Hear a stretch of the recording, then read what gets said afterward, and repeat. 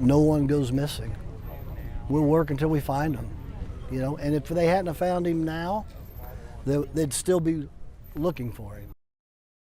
A World War II soldier from Gravette is finally back home more than 80 years after he was killed during the D-Day invasion.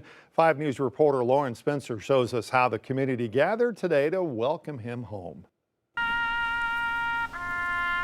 My mother's brother, my grandparents' son, and he'd been missing for 81 years.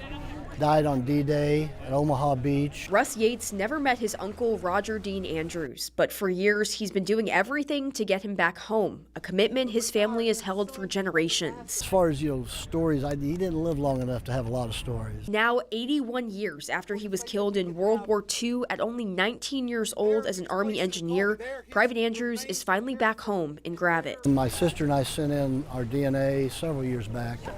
They finally ID'd him last year. Russ says the military gave him options, the Arlington National Cemetery, other military burial grounds, but he chose right here in Gravette, right next to Rodger's parents, who raised him and waited years for him to come home. How peaceful is this?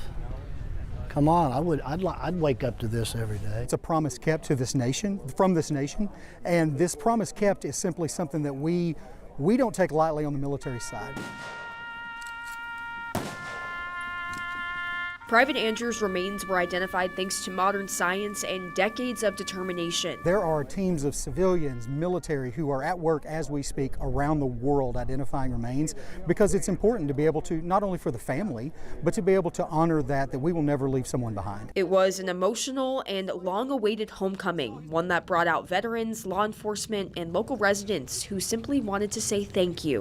We live in a great country. In Gravette, covering news where you live, Lauren Spencer, 5 News.